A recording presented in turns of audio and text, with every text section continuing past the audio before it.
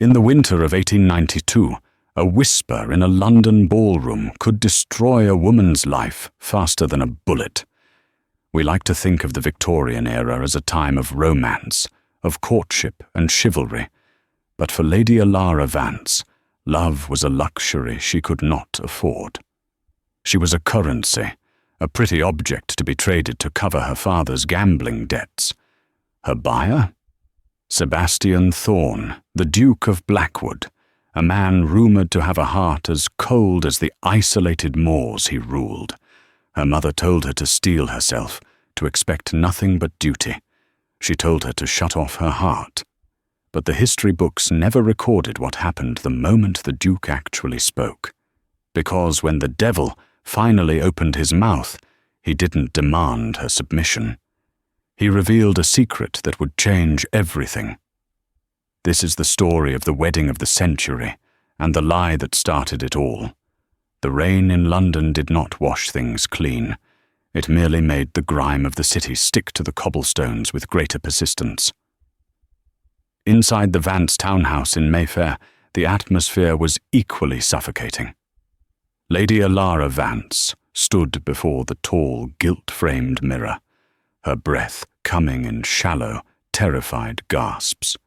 The corset was laced so tight she felt her ribs might snap, but the physical pain was a welcome distraction from the nausea churning in her stomach. "Stop fidgeting, Alara. You look like a frightened doe. Men hate frightened does. They prefer regal swans." The voice belonged to her mother, Lady Catherine Vance. Catherine was a woman carved from marble and ice, beautiful in a sharp, terrifying way. She sat on the velvet chaise, sipping tea that had gone cold 20 minutes ago, her eyes scanning Alara not as a daughter, but as a prize horse at an auction. "He will be here in 10 minutes, Catherine said, setting the cup down with a sharp clatter. "Fix your hair. That wisp behind your ear makes you look unkempt." Alara's hands trembled as she tucked the rogue strand of dark mahogany hair back into her complex updo. "Mother, please," she whispered, her voice barely audible over the drumming rain against the window pane. "There must be another way. The rumours about him. They say his first wife didn't fall from the tower. They say she jumped, or worse." Catherine stood up, the rustle of her silk skirts sounding like the hiss of a snake. She crossed the room in 2 strides and gripped Alara's chin, forcing her to look up. "Listen to me, and listen well," Catherine hissed. "Your father has gambled away the estate in Sussex. He has mortgaged this house 3 times over. We are destitute, Alara. We are living on credit and the goodwill of creditors who are sharpening their knives. We do not have the luxury of worrying about rumours." "But the Duke of Blackwood," Alara choked out. He is terrifying." "He is the richest man in England," Catherine corrected, her eyes hard. "And he has offered to clear every penny of your father's debt in exchange for a wife with a spotless lineage. That is you. You will go downstairs. You will curtsy. You will smile. And you will accept his hand. You will wed him for duty, not love. Love is for housemaids and poets.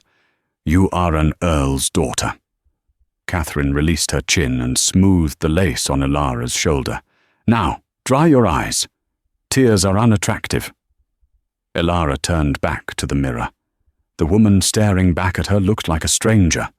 Pale skin, wide hazel eyes that held a frantic terror, and a mouth painted a soft rose. She was 20 years old.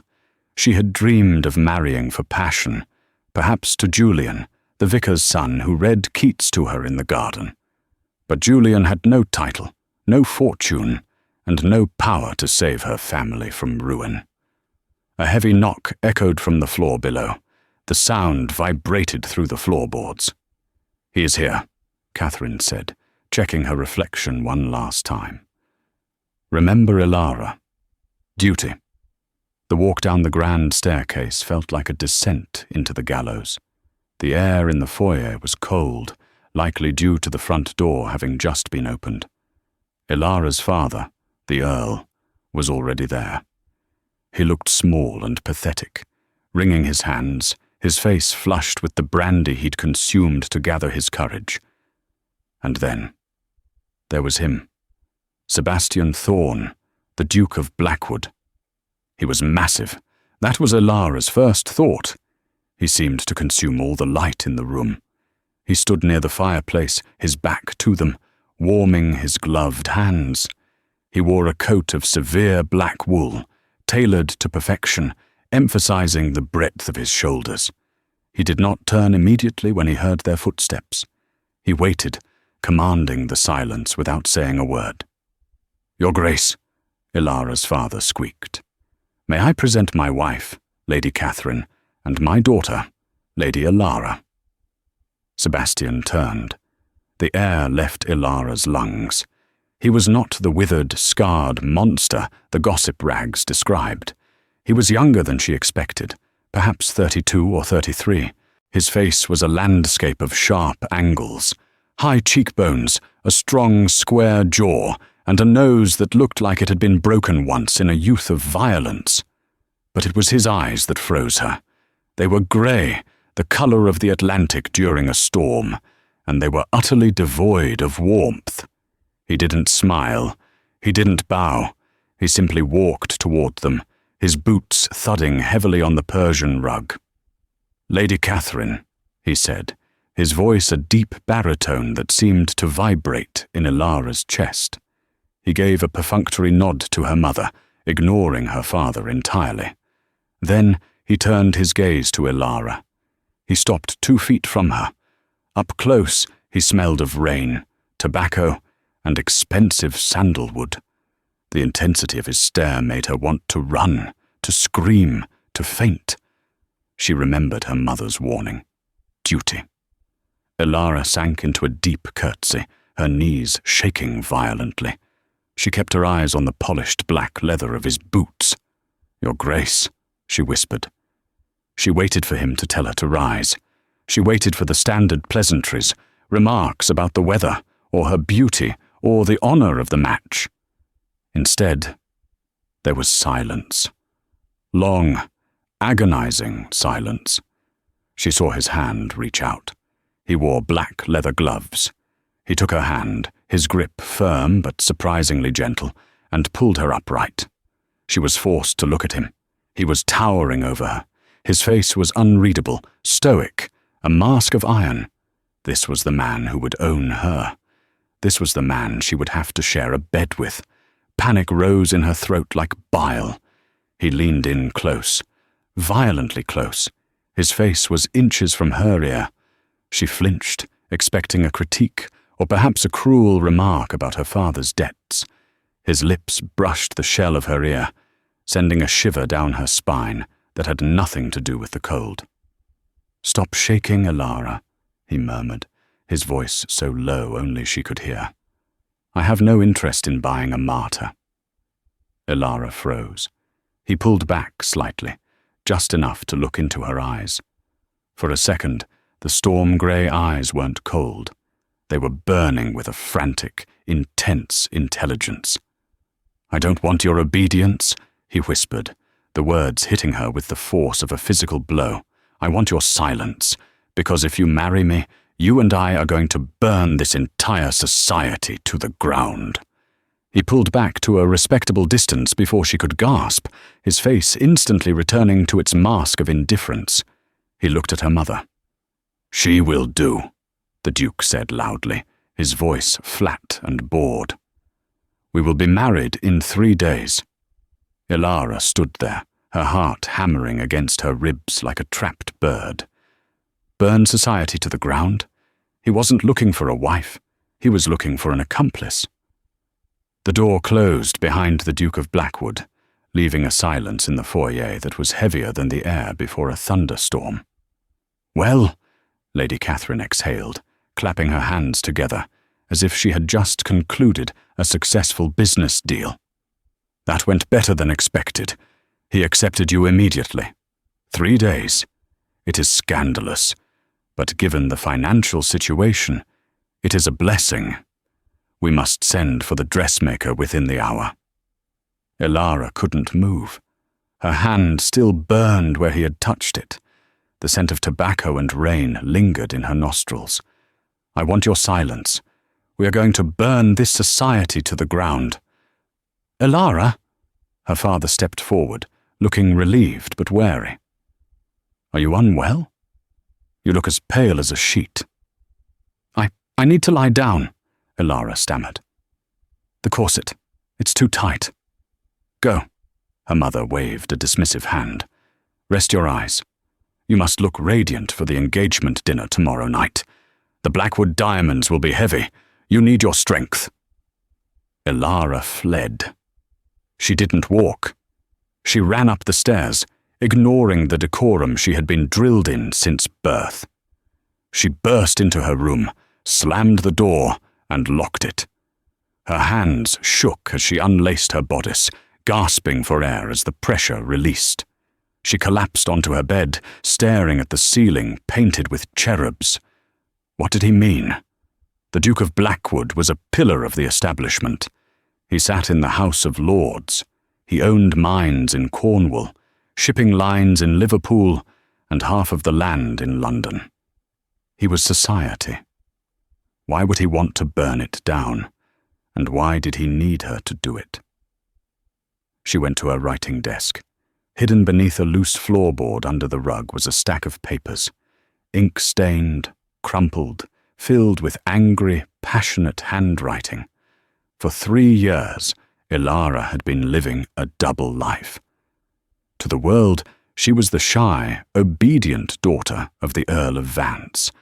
But on paper, she was the Iron Quill, an anonymous political cartoonist and essayist whose work was published in the radical underground pamphlets of East London.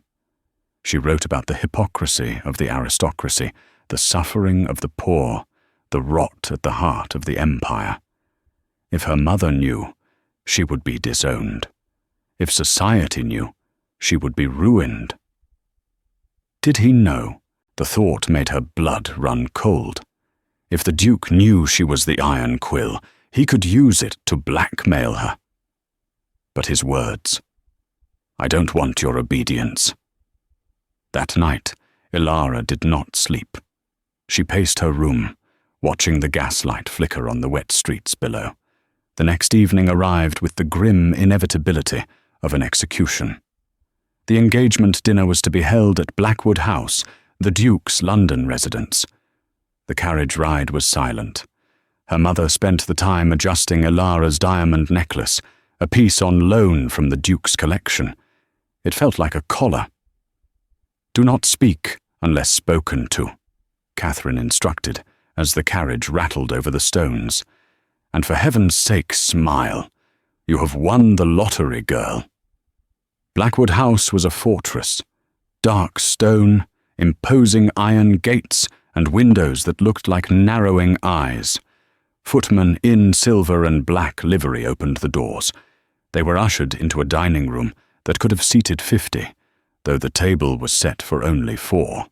The room was dimly lit by massive candelabras. The shadows seemed to stretch and twist in the corners. Sebastian was waiting for them. He wore formal evening wear, the stark black and white making him look even more severe. He greeted her parents with the same cold detachment as the day before. Then he turned to Elara. He offered his arm. "Lady Elara," he said. She took his arm. His muscle was hard as rock beneath the fine cloth. As they walked toward the table, he leaned down slightly. "Did you sleep?" he asked. It wasn't a mockery. It sounded like a genuine question. "No," she answered, surprising herself with her honesty. "Good," he said. "Sleep makes one complacent." The dinner was an exercise in torture. Lady Catherine chattered endlessly about wedding arrangements, flowers, and the guest list. The Duke answered in monosyllables. Elara pushed a piece of roasted pheasant around her plate, unable to eat. Midway through the meal, the Duke cleared his throat. The sound instantly silenced Lady Catherine. I have a condition regarding the marriage, Sebastian said, placing his silverware down with precision. Ilara's father choked on his wine. A condition, Your Grace? Yes. Lady Ilara will move into Blackwood House tonight. Tonight? Catherine gasped. But the wedding is in 2 days. It is improper. The scandal. I care nothing for scandal, Sebastian cut her off. His voice was ice. There are security concerns at your townhouse. I have reason to believe your creditors are becoming aggressive. I will not have my future Duchess harassed by loan sharks. He looked at Ilara. Her maid will pack her things. She stays here. It wasn't a request. It was an order. Lady Catherine looked torn between outrage and the fear of losing the Duke's money. The money won. Very well, if it is for her safety. Ilara felt a surge of panic. To be alone with him? Before the wedding? Excellent, Sebastian said. He rang a small silver bell. My carriage will take Lord and Lady Vance home. Ilara remains. The farewell was hasty. Her mother kissed her cheek and whispered, Do whatever he says, before bustling out. When the front door closed, the silence in the dining room became deafening. Ilara stood by her chair, gripping the wood until her knuckles turned white. Sebastian stood up. He walked around the table until he was standing directly in front of her. The candlelight flickered in his eyes. Follow me, he said. He led her not to a bedroom, but to the library. It was a massive room, filled floor to ceiling with books, smelling of old paper and leather. In the center was a large mahogany desk, covered in maps and ledgers. He closed the double doors and locked them. Ilara's heart stopped. This is it, she thought. He is going to hurt me. Sebastian walked to the desk and picked up a piece of paper. He held it out to her. Read it, he commanded. Ilara took the paper. Her hands were shaking so hard she could barely focus. She looked at the text. It was a sketch, a political cartoon. It depicted the House of Lords as a den of wolves feasting on a sheep labelled the Public. It was her sketch, one she had drawn 3 weeks ago, one that had been published in the underground press under the name The Iron Quill. She dropped the paper. I don't know what this is. Sebastian stepped closer. He didn't look angry. He looked impressed. Don't lie to me, Ilara. I know you are the Iron Quill. I've been tracking the artist for 6 months. Ilara backed away until she hit the bookshelves. Are you going to turn me in? Is that it? You're going to blackmail me into being a dutiful wife? Sebastian laughed. It was a dry, rusty sound, as if he hadn't used it in years. Turn you in? He shook his head. Ilara, look at the desk. She looked. Spread out across the mahogany surface were not just her drawings. There were blueprints, lists of names, detailed notes on the corruption of the East India Company, evidence of bribes accepted by the Prime Minister. I am not buying a wife to breed heirs, Sebastian said, his voice dropping to that intense whisper again. I am the Duke of Blackwood. I have access to every room in the Empire. I hear every secret. But I cannot speak them. If I do, I am dismissed as a madman or stripped of my title. He stepped toward her, trapping her against the books. But you, he said, his eyes blazing. You have the voice. You have the talent to mock them, to expose them, to draw the pictures that make the public angry. But you have no access. You are stuck in a townhouse in Mayfair. He placed his hands on the shelf on either side of her head. I am proposing a partnership, Ilara. I will give you the protection of my title. I will take you into the heart of the corruption. I will give you the secrets. And in return, she breathed, her fear morphing into a strange, electric shock. In return, he said, you use your pen to destroy my enemies. We will not have a marriage of love. We will have a marriage of war." Elara stared at him. The terrifying Duke of Blackwood was not a monster. He was a revolutionary in a gilded coat. "And if I refuse?" she asked. "Then you go back to your mother, and I find another way to save the country, and you spend the rest of your life wondering what we could have burned down together." He held out his hand. "So, Lady Elara, do we have a deal?" Elara looked at his hand. Then she looked at his eyes. For the first time in her life, she didn't see a cage. She saw a key. She reached out and took his hand. "We have a deal, Your Grace." "Call me Sebastian," he said, "and tonight we have work to do." The wedding of the Duke of Blackwood to Lady Elara Vance was the event of the 1892 winter season. St. George's, Hanover Square, was packed so tightly with the cream of British aristocracy that the air grew thin and stifling, scented heavily with hothouse lilies and the stale perspiration of nervous peers. To the hundreds of onlookers, Elara looked the picture of the blushing, fortunate bride. Her dress, a confection of ivory satin and Brussels lace that had cost more than her father's annual income, swallowed her slender frame. The Blackwood tiara, a heavy, jagged thing of diamonds and sapphires, sat upon her head like a crown of thorns. But beneath the satin, Elara's heart was beating a war drum. She wasn't walking toward a husband. She was walking toward her co-conspirator. As she reached the altar, Sebastian turned to face her. To the congregation, his expression was the same stoic, impenetrable mask he always wore. But as Elara took his hand, she felt a distinct, deliberate squeeze. A signal. "The game begins now." The Archbishop droned on about duty, submission, and the sanctity of the union. When the time came to recite the vows, Sebastian's voice rang out clear and authoritative. "I, Sebastian, take thee, Elara." He looked her in the eye. For a fleeting second, a spark of amusement danced in his grey irises. He knew the irony of promising to cherish her in front of the very people they planned to dismantle. "I, Elara, take thee, Sebastian." Her voice did not shake this time. She spoke with a newfound steel. She saw her mother in the front row, dabbing at her eyes with a lace handkerchief, weeping tears of relief that her financial ruin had been averted. "If only you knew, Mother," Elara thought. "You haven't sold me to a savior. You've sold me to a saboteur." The reception was a blur of forced smiles and insipid congratulations. Elara played her part perfectly. She laughed at the dull jokes of elderly earls. She demurred when the Duchess of Kent critiqued her flower arrangements.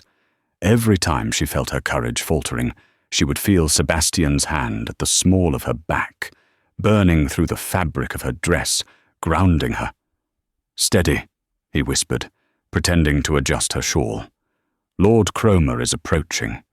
He is the one blocking the mining reform bill. Smile at him, but remember his face. We will need it for the sketch." Elara smiled so radiantly at Lord Cromer that the old man blushed, completely unaware that the beautiful new Duchess was mentally tracing the grotesque wattle of his neck for a caricature that would soon be pasted on alley walls across London. Then came the moment the entire assembly had been titillating themselves over. The departure. The carriage ride to Blackwood House. The wedding night. As the heavy doors of the master suite clicked shut, locking out the world, the silence returned. Elara stood in the center of the room, the heavy train of her dress pooled around her. The room was magnificent, dominated by a massive four-poster bed draped in heavy velvet curtains. It was a stage set for intimacy, for the duty her mother had harped on. Sebastian locked the door. He turned to her, loosening his cravat. Elara's breath hitched. The pact was intellectual, yes, but he was still a man. A powerful, intimidating man, and they were legally wed. The reality of the situation crashed into the adrenaline of the conspiracy. "Elara," he said, his voice low. "Yes, Sebastian." He walked past her, ignoring the bed entirely. He went to a large tapestry depicting a hunting scene that hung on the far wall. He gripped the edge of the heavy fabric and pulled. It wasn't just a wall hanging. It concealed a door. He produced a key from his waistcoat pocket, unlocked it, and pushed it open. "Come." Elara gathered her skirts and followed him. It wasn't a boudoir, it was a studio. The room was small, smelling of turpentine and ink. There was a professional-grade drafting table, the kind used by architects. There were stacks of high-quality vellum, jars of expensive ink, and a set of pens that made her own meager supplies look like children's toys. "The maids are forbidden from entering this room," Sebastian said, leaning against the doorframe. "I told the staff it is my private study for sensitive estate matters. In reality, it is your office." Elara walked to the drafting table. She ran her fingers over the smooth wood. Tears pricked her eyes, not of sadness, but of sheer, overwhelming shock. He hadn't bought her jewelry. He had given her a voice. "I cannot be seen buying art supplies," Sebastian continued. "But I had these brought in from Paris months ago. I hoped I would find someone like you." He reached into his coat and pulled out a thick leather folder. He tossed it onto the drafting table. "Your wedding gift," he said. Elara opened the folder. It contained transcripts, private letters, financial ledgers. "This is the proof regarding the exorbitant grain tariffs Lord Farrington has been imposing to starve the Irish peasantry," Sebastian explained, his eyes darkening. "The vote is in 2 weeks.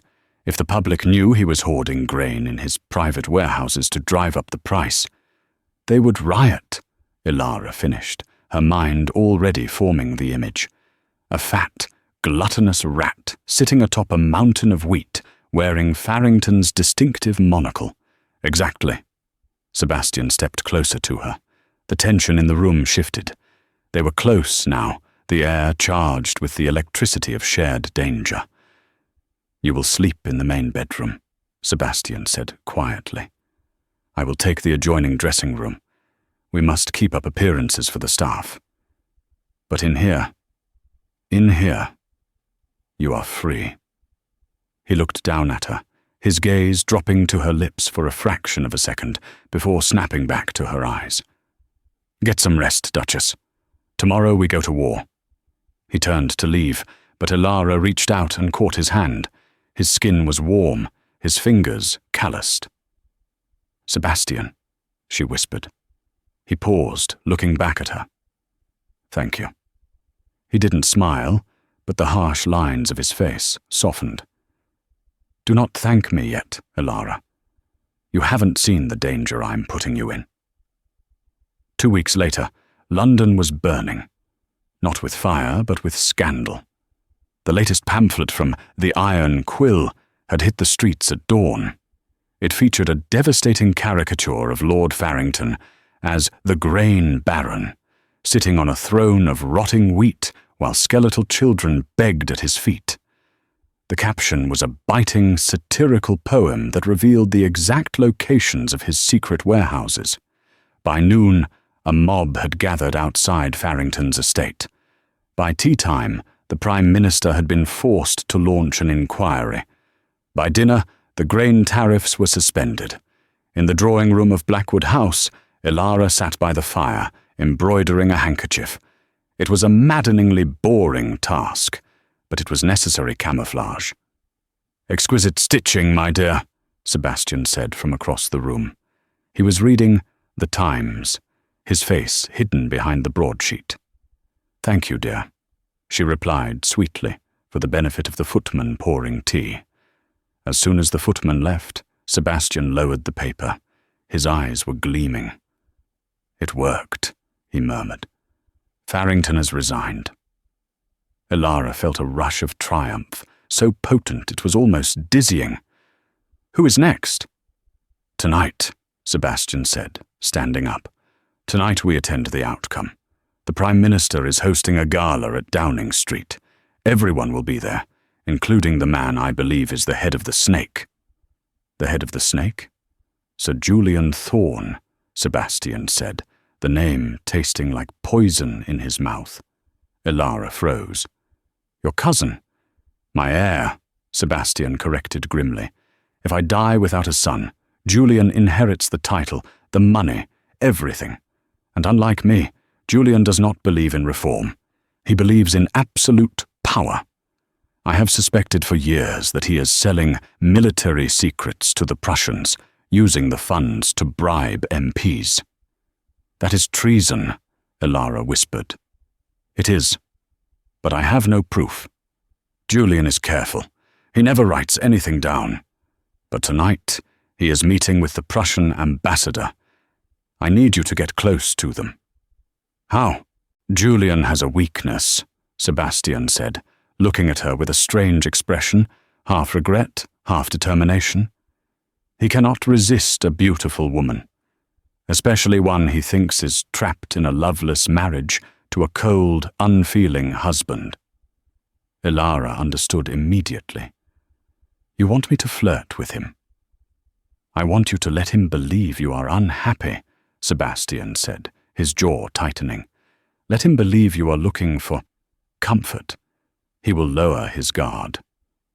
The gala at Downing Street was a sea of black tailcoats and jewel-toned gowns.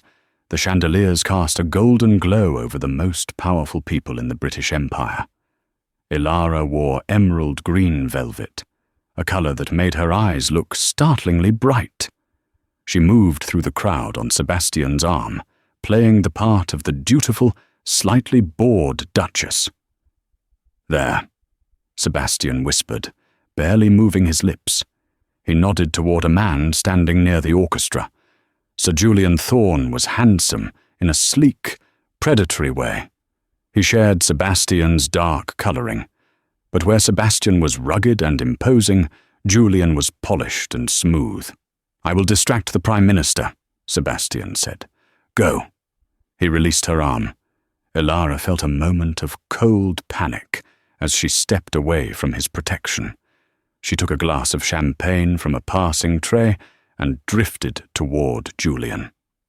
She waited until he noticed her. It didn't take long. "Cousin Elara," Julian purred, stepping forward to intercept her.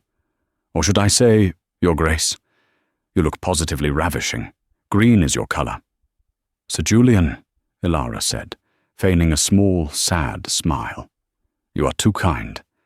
Kindness is a rare commodity in my life these days." Julian's eyes lit up. He smelled blood. Is life at Blackwood House so dreary? Sebastian was always difficult, a man more interested in his books than his beauties. "He is very occupied," Elara sighed, sipping her champagne. "I find myself quite lonely." Julian moved closer, invading her personal space. "A tragedy. If I were the Duke, I would never leave your side." "You say that," Elara lowered her lashes, "but men make promises they do not keep." "Try me," Julian whispered smoothly. "Come, let us walk in the gardens. The air is stifling in here, and I have amusing stories to cheer you up." Elara's heart hammered. The gardens. That was where he would meet the Prussian. "I would like that," she said softly. Julian led her out through the French doors onto the terrace. The night air was biting cold. They walked along the gravel path, Julian offering her his coat, which she accepted with a shy smile. They reached a secluded alcove near the fountain. "Wait here a moment," Julian said, checking his pocket watch. "I must fetch a cigar case I left on the railing. I will return in seconds." He didn't go to the railing. He went around the corner of the hedge. Elara waited 3 seconds, then kicked off her satin slippers and followed him, moving silently in her stocking feet. She peered through the dense leaves of a rhododendron bush. Julian was speaking to a tall, severe-looking man with a thick mustache, the Prussian ambassador. "The blueprints for the new naval destroyers," Julian was saying, his voice a low hiss. "I have them, but the price has gone up." "We had an agreement, Thorne," the Prussian replied. "The risk has increased. My cousin has become attentive lately. I need the funds to secure my position. £10,000. Tonight." "Fine. The drop? The boathouse at the Serpentine. Midnight." Ilara's breath caught in her throat. She had it. The location. The time. The crime. She turned to creep away, but her hem caught on a thorn branch. Rip. The sound was like a gunshot in the quiet garden. "Who is there?" Julian barked. Ilara yanked her dress free, tearing the expensive velvet, and scrambled back toward the path. She shoved her feet into her slippers, but she was too slow. Julian appeared around the corner, his face twisted in a snarl. The charm was gone. "Ilara," he said, his voice dangerous. "What are you doing?" I was cold," she stammered, backing away. "I was looking for you." He stalked toward her. "You were spying. How much did you hear?" "Nothing. I heard nothing." He grabbed her wrist, his grip bruising. "You are lying. Does Sebastian know? Did he send you?" "Let me go," she cried, struggling. "Not until I know what you heard." He raised a hand, ready to strike her to silence her. Suddenly, a shadow detached itself from the darkness. "Unhand my wife." The voice was low, guttural, and terrifying. Sebastian stepped into the moonlight. He looked like a demon. His fists were clenched, his posture radiating violence. Julian dropped Ilara's hand and stepped back, smoothing his jacket, instantly trying to recover his composure. "Cousin." I was merely assisting her grace.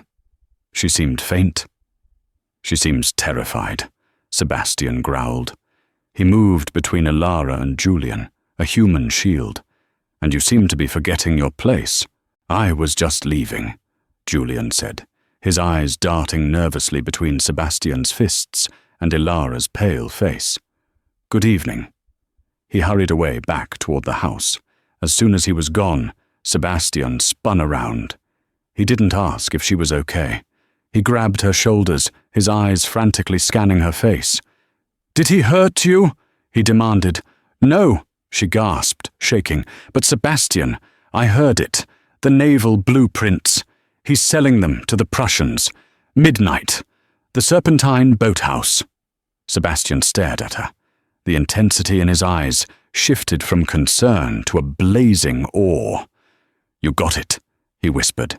"My God, Ilara, you actually got it." Adrenaline was crashing through her system. She started to laugh, a hysterical, bubbling sound. "I did. I played the lonely wife." He believed it. Sebastian looked at her torn dress, her disheveled hair, her wild eyes. "You are incredible," he said. And then, without thinking, he kissed her. It wasn't a polite, duty-bound peck. He claimed her mouth with a hunger that had been building for weeks. It was fierce, desperate, and tasted of champagne and danger. Ilara froze for a heartbeat, then melted against him, her hands tangling in his hair. The fire she had drawn in her cartoons, the passion she poured into her politics, it was all here, in this man, in this moment. He pulled back, both of them breathing heavily. He looked shocked by his own loss of control. "We have to go," he said, his voice rough. "We have to get to the Serpentine." He didn't apologize for the kiss, and Ilara didn't want him to. The carriage raced through the fog-choked streets of London, the horses driven hard by Sebastian's trusted coachman. Inside, the air was thick with unsaid words. Ilara sat opposite Sebastian.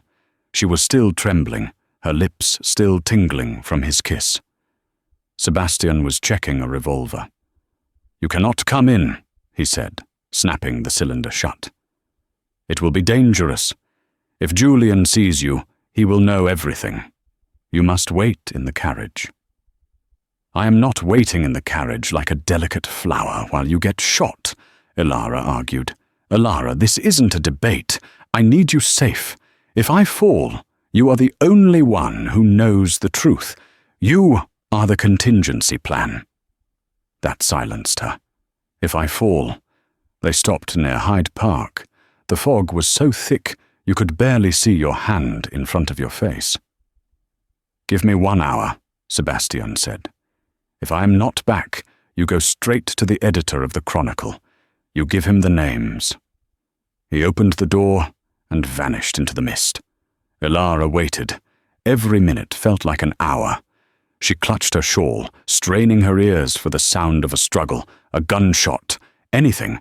30 minutes passed, then 40, then a crack, a gunshot. Ilara screamed. She threw open the carriage door and jumped out, ignoring the coachman's protests. She ran toward the Serpentine Lake. She saw shadows struggling near the water's edge. 2 men. One was massive, Sebastian. The other was leaner, Julian. They were grappling for the gun. "You traitorous swine!" she heard Sebastian roar. "You are a relic, Sebastian!" Julian screamed back. "The world belongs to the ruthless." The gun went off again, a splash in the water. "Sebastian!" Ilara screamed. The distraction was enough. Julian turned his head toward her voice. Sebastian used the split second to land a devastating right hook to Julian's jaw. Julian crumpled to the mud, unconscious. Sebastian stood over him, heaving for breath. He was holding the leather satchel containing the blueprints. He looked up and saw Ilara standing in the mud, her velvet dress ruined. He marched over to her. She thought he was going to yell at her for disobeying orders. Instead, he collapsed against her, burying his face in her neck. He was shaking. "I told you to stay away," he groaned. "I couldn't," she whispered, holding him up. "I couldn't lose you." He pulled back. There was blood on his cheek, a graze from the bullet. "He missed," Sebastian said, touching the wound. "Barely." He looked down at the unconscious body of his cousin. "We have the evidence. The police are already on their way. I sent a message before we left the gala. Julian will rot in prison." "And the scandal?" Ilara asked. "The scandal will be immense," Sebastian said grimly. "But the cartoon you draw tomorrow, it will make sure the people understand why. It will turn a family tragedy into a national victory against treason." They rode back to Blackwood House, in silence, but this time Sebastian sat next to her. He held her hand the entire way, his thumb tracing the line of her knuckles. When they arrived, the house was quiet. They walked up the stairs to the master suite. Sebastian unlocked the door. He turned to her. "Ilara," he said. "Tonight was a victory," she said softly. "Yes, but..." He hesitated, looking vulnerable for the first time. "That kiss in the garden. I did not do it for the mission." Ilara's heart soared. "I know. I cannot offer you a normal life," he said. "I cannot offer you safety. I can only offer you this, the ink, the fight, the danger." "I don't want a normal life, Sebastian," she said, stepping closer to him. "I told you. I want to burn it down." She reached up and touched the cut on his cheek. "And I want to do it with you." Sebastian closed his eyes as her fingers touched his skin. When he opened them, the ice was gone. There was only fire. He picked her up, carrying her not to the hidden studio, but to the bed. "Then let us burn it down," he whispered against her lips. That night, there were no political cartoons drawn. There were no strategies discussed. The duty her mother had spoken of was forgotten, replaced by a passion so consuming it threatened to set the curtains alight. A year bloomed and faded, then another, under the relentless, revolutionary pen of the Iron Quill.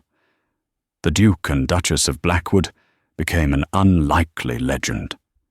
To society, they were a perfectly matched pair, the stern, enigmatic Duke and his beautiful, charitable wife. They hosted magnificent balls, patronized the arts, and contributed generously to orphanages. But behind the elegant facade, their private studio became the crucible where a new England was being forged. Sebastian provided the intelligence, meticulously gathered documents, overheard conversations in the House of Lords, whispers from the darkest corners of the city. Elara, with her furious passion and devastating wit, transformed these cold facts into scorching indictments that swayed public opinion and toppled corrupt politicians like dominoes. Lord Farrington had been ruined. Sir Julian Thorne, Sebastian's cousin, was serving a life sentence in a penal colony in Australia, his treason exposed. The grain tariffs were repealed, naval reforms were passed, and a nascent labour movement found a powerful, anonymous voice in the pamphlets Elara penned. Their partnership was seamless, their love a fierce, unspoken current that ran beneath their purposeful days. Sebastian was no longer the cold, distant Duke. With Elara, he was warm, protective, and endlessly fascinated by her mind. Their nights were a blend of whispered secrets, shared laughter, and a passion that deepened with every risk they took together. Elara was thriving. She was no longer the frightened girl sold for her father's debts. She was a woman of purpose, a weapon wielded for justice, and she was utterly, profoundly in love. One crisp autumn evening, as Elara sat at her drafting table, putting the finishing touches on a cartoon satirizing the greed of the railway magnates, a shadow fell over her work. "A letter arrived for you, Elara," Sebastian said, his voice unusually tight. She looked up. He stood in the doorway of their hidden studio, holding a plain white envelope. It bore no postmark, no sender's address. "Who is it from?" she asked, a prickle of unease running down her spine. They had been so careful. "It was delivered by hand, by a ragged boy who vanished into the fog before the footman could question him," Sebastian said, his eyes hard. He handed her the letter. Elara opened it. Inside was a single sheet of paper. No signature, only 2 lines, written in a florid, elegant script that made her blood run cold. "The Iron Quill's ink runs red.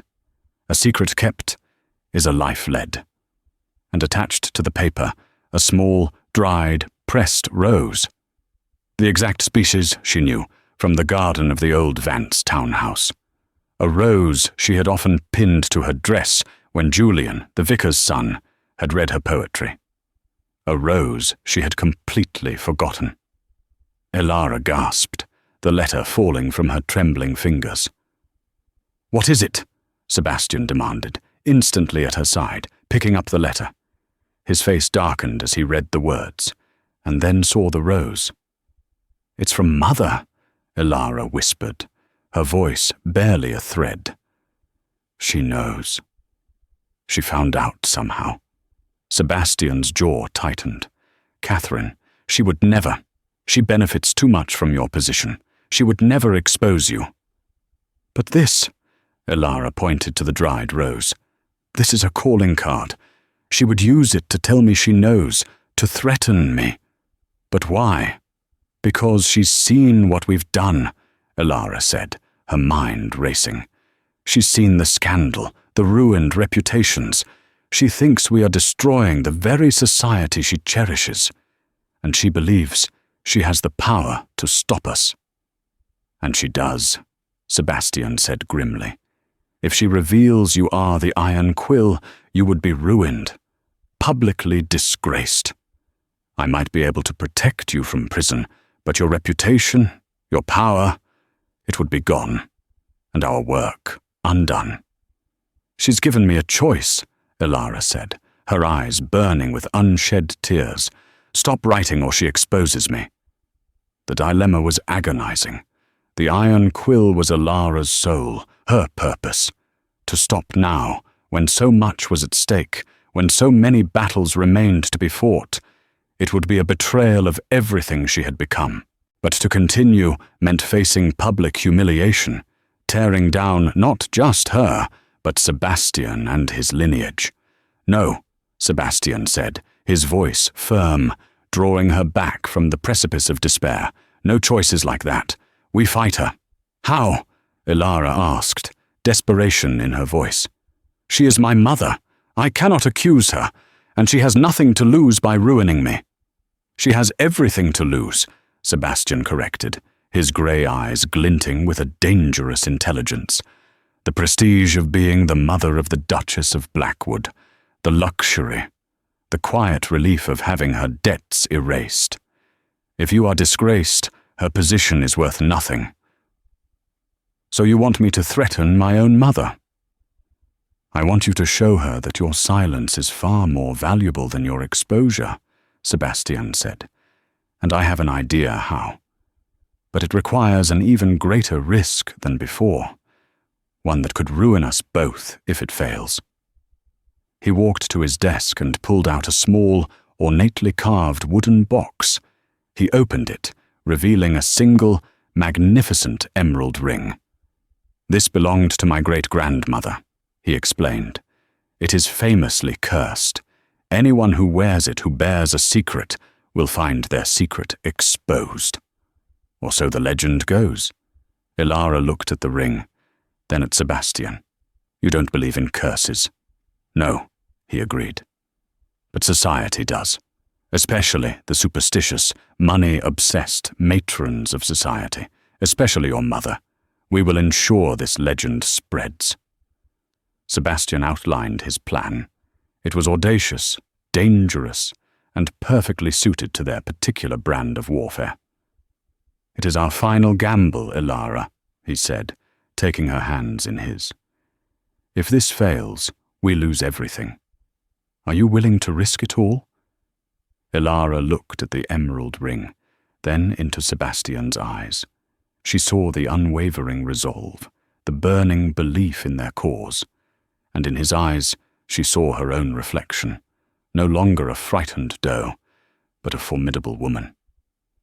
"I am Sebastian," she said, her voice clear and steady. "Let us finish this." The annual Blackwood Winter Ball was the zenith of the social calendar. This year, it was to be the site of their final, most perilous play. Rumours had been carefully seeded by Sebastian's network. The cursed Blackwood emerald, whispered to expose any hidden truth, was to be worn by the Duchess at the ball, and Ilara, playing her part with chilling precision, had been subtly distant from her mother for weeks, a silent tension hanging between them. The night of the ball arrived, a kaleidoscope of silks, diamonds, and false smiles. Ilara descended the grand staircase, Sebastian at her side. She was breathtaking in a gown of midnight blue velvet, but all eyes were drawn to her hand, where the large, glittering emerald ring sat upon her finger, a beacon of whispered danger. Lady Catherine Vance was there, of course. She moved through the ball, a predatory smile plastered on her face, but Ilara caught her mother's nervous glances toward the ring. The seed of doubt, of fear, had been planted. Midway through the evening, Sebastian excused himself to tend to a pressing matter. This was the signal. Ilara walked to a secluded alcove near a large open French door that led to a snow-dusted balcony. She knew her mother would follow. She always did. "Ilara," Catherine's voice, sharp as cut glass, pierced the air. "A word." Ilara turned, feigning surprise. "Mother, what a pleasure." Catherine's eyes fixated on the ring. "That is the Blackwood emerald. Is it wise to wear it, my dear? It has a rather unfortunate reputation."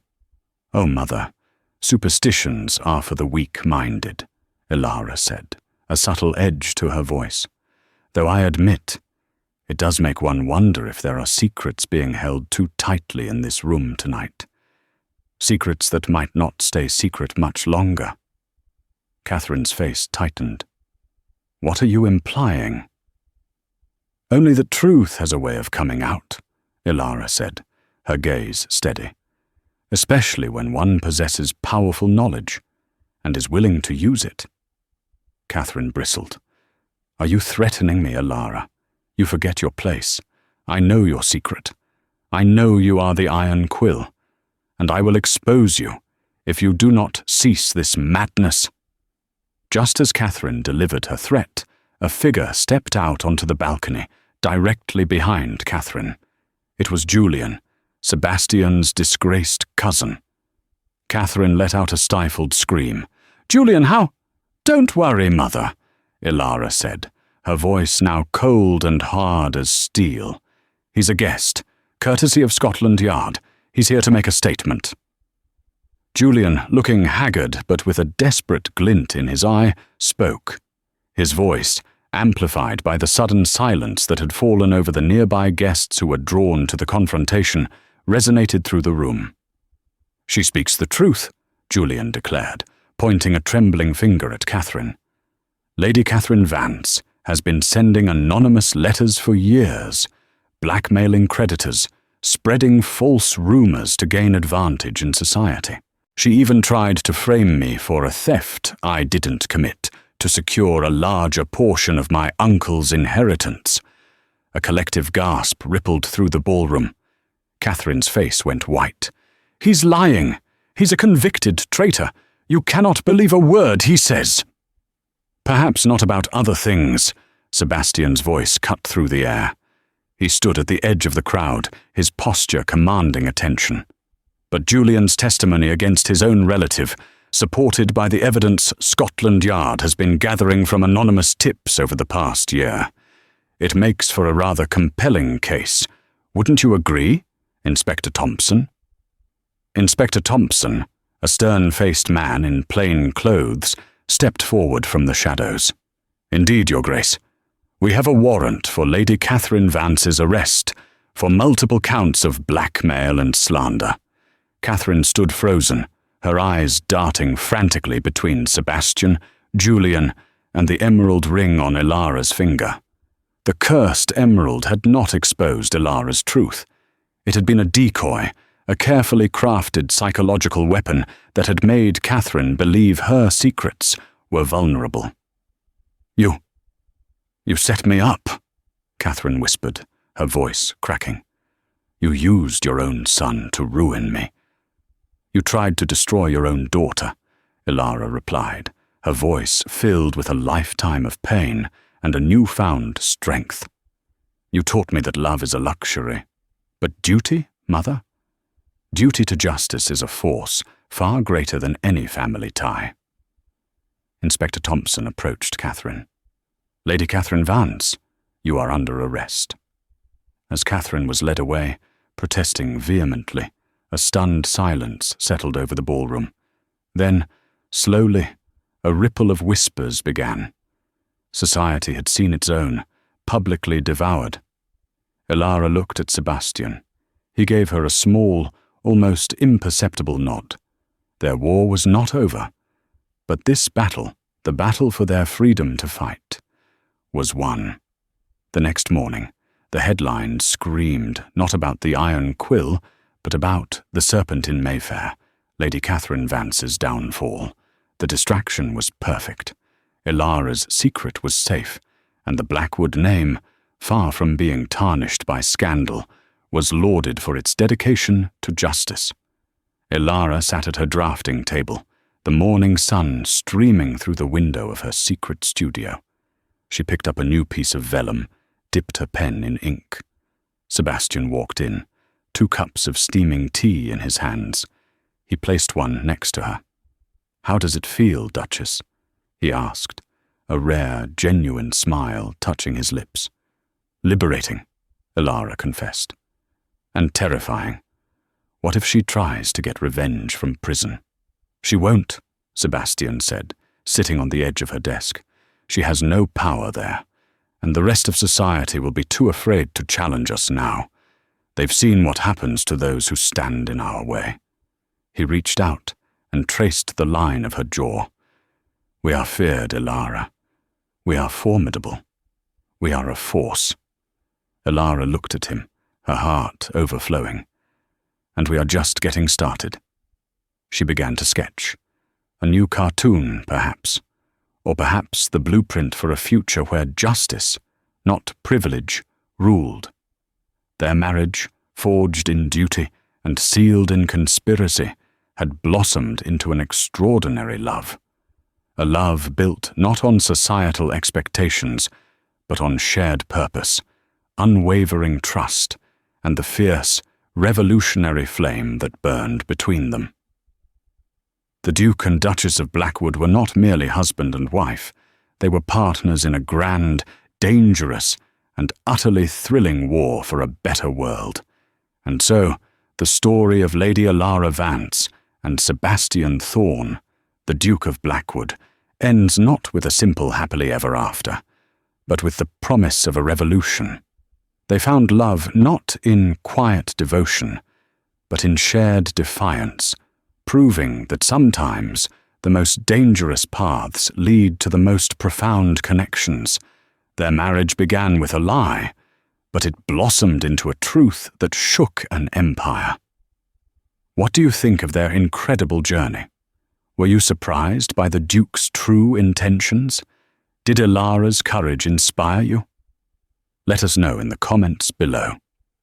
If you enjoyed this dramatic tale of love, duty, and rebellion, please give this video a like, share it with your friends, and don't forget to subscribe to our channel for more historical romances that will leave you breathless. Your support helps us bring these forgotten stories to life